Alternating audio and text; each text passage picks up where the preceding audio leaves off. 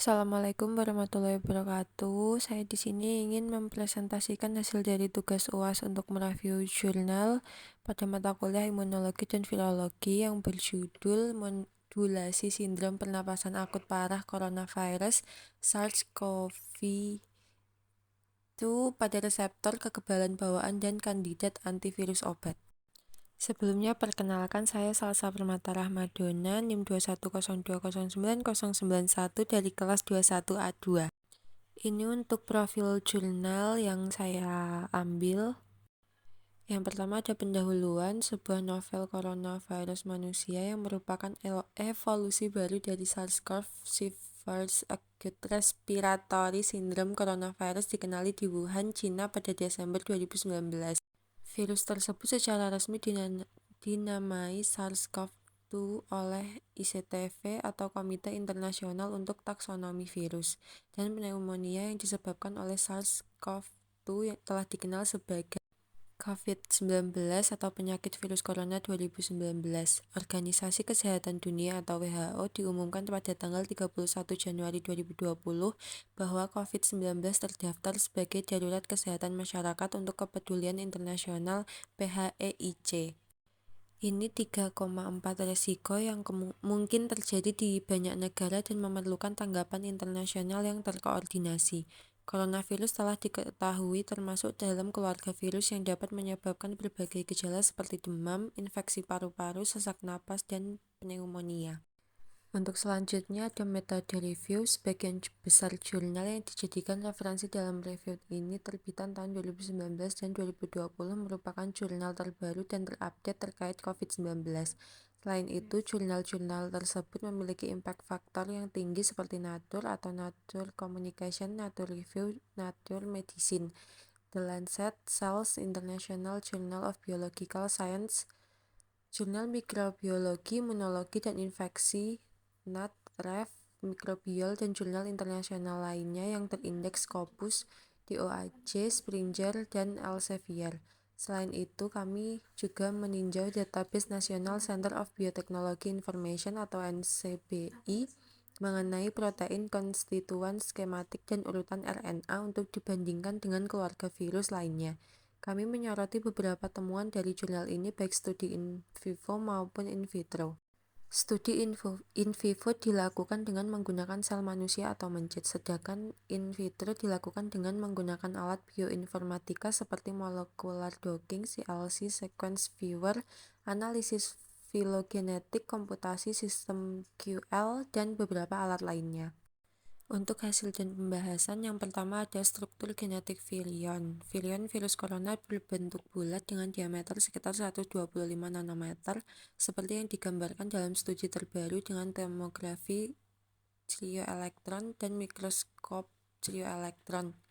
Perbedaan utama novel coronavirus 2019 SARS-CoV-2 dibandingkan dengan coronavirus yang tergabung dalam kelompok beta coronavirus adalah ukuran dan urutan protein S atau spike. ORF1A, 1B, protein domain E, M, dan N terminal tidak berbeda jauh, namun secara urutan genetik protein S relatif berbeda. 19 seperti SARS-CoV dan MERS-CoV, SARS-CoV-2 juga membutuhkan angiotensin converting enzyme 2 atau ACE2 sebagai reseptor untuk masuk ke dalam sel. 20 coronavirus memiliki nukleokapsid helix simetris yang jarang terjadi pada virus RNA indra positif, tetapi jauh lebih umum pada virus RNA indra negatif. Virus corona memiliki domain gen, yaitu domain yang memiliki 4 protein seperti protein spike F, membran M, envelope E, dan nukleokapsid N, yang semuanya dikodekan dalam ujung 3 genom virus. Protein S 150 kDa menggunakan sinyal domain N-terminal untuk mendapatkan akses ke ER dan sangat terglikosilasi terkait N. Homotrimer dan virus yang dikodekan protein S membuat struktur lonjakan khas pada permukaan virus. Untuk yang gambar 2 dan gambar 3-nya bisa dilihat sendiri. Untuk yang kedua ada interaksi SARS-CoV-2 dengan domain pengikat reseptor. Coronavirus memiliki protein spike yang secara signifikan menentukan masuknya virus ke inang sel.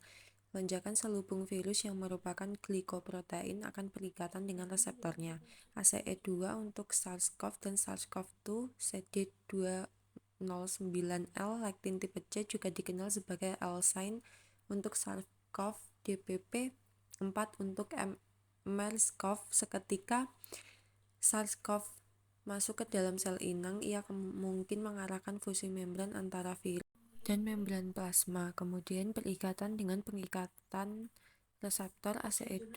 Protein S SARS-CoV-2 terdiri dari 1255 asam amino atau AA yang terbagi menjadi dua subunit.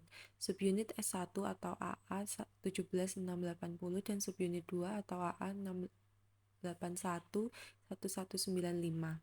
Subunit pertama berfungsi sebagai subunit permukaan, sedangkan subunit 2 sebagai subunit transmembran. Itu untuk gambar 4-nya ya teman-teman. Untuk yang ketiga, karakteristik klinis COVID-19. Infeksi SARS-CoV-2 pada paru-paru seseorang menyebabkan lesi dalam jumlah besar. Namun itu menyebabkan viremia dalam tubuh dan menyebabkan manifestasi klinis utama seperti demam, faringialgia, kelelahan, diare, dan gejala non-spesifik lainnya. Proses ini meliputi fase inkubasi dan fase awal penyakit. Inkubasi ini memakan waktu 1-14 hari atau 3-7 hari biasa. Leukosit dan limfosit darah tepi tidak berkurang secara signifikan atau normal atau sedikit lebih rendah pada fase ini.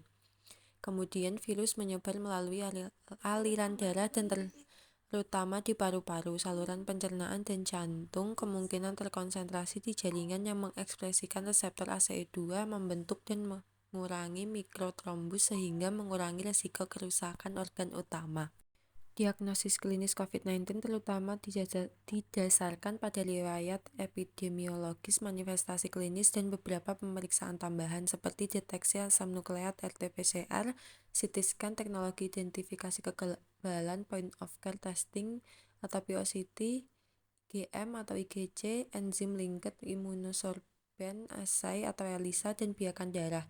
Namun, gejala dan tanda klinis pasien yang terinfeksi SARS-CoV-2 sangat tidak khas, termasuk gejala pernafasan, batuk, demam, sesak nafas, dan pneumonia virus. Oleh karena itu, pemeriksaan tambahan diperlukan untuk diagnosis COVID-19 seperti halnya riwayat epidemiologi. Untuk yang keempat, ada mekanisme kekebalan bawaan COVID-19. Lokasi awal infeksi SARS-CoV-2 tidak diketahui dan patogenesis COVID-19 masih dalam penyelidikan. Secara klinis, respon imun akibat infeksi SARS-CoV-2 terjadi dalam dua fase, selama tahap inkubasi dan beberapa respon imun adaptif spesifik diperlukan untuk menghilangkan virus dan mencegah perkembangan penyakit ke tahap yang parah. Respons imun bawaan yang berperan dalam SARS-CoV-2 di paru-paru melibatkan sel-sel pro-inflamasi seperti makrofag dan granulosit karena adanya pengikatan antara virus dengan reseptor sel inang ACE2, epitel paru, makrofag, granulosit, dan limfosit. Yang terakhir, ada obat potensial untuk melawan SARS-CoV-2. Genom SARS-CoV-2 menunjukkan potensi obat untuk mengobati pasien mereka, bahkan dengan mekanisme menganalisis bagaimana genom pola SARS-CoV-2, mekanisme virus menginfeksi inangnya. Para peneliti telah mengembangkan potensi obat untuk melawan SARS-CoV-2, terutama penelusuran dari virus yang memiliki kemiripan tinggi, SARS-CoV dan MERS-CoV. Senyawa obat yang dikembangkan para peneliti berasal dari berbagai sumber, baik alami maupun sintetik.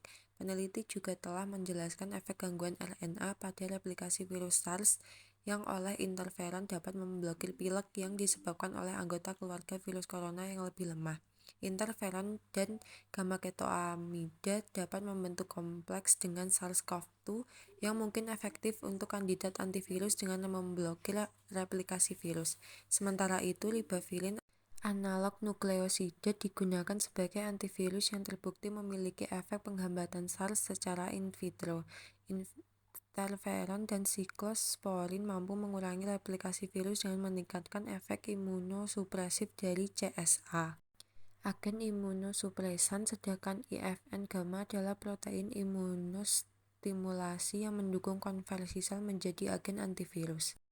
Kesimpulannya, novel coronavirus 2019 nCoV COVID-19 memiliki kesamaan yang tinggi dengan keluarga coronavirus, terutama dengan SARS dan MERS, tetapi entah bagaimana memiliki afinitas yang tinggi daripada SARS-CoV dan MERS-CoV, karena perubahan beberapa nukleotida protein S yang seharusnya efek yang signifikan pada pneumonia. SARS-CoV-2 membutuhkan angiotensin converting enzyme 2 atau ACE2 sebagai reseptor untuk masuk ke dalam sel, yaitu ekspresi ACE2 yang tinggi pada sel pernapasan yang berpotensi berisiko tertinggi terhadap infeksi COVID-19.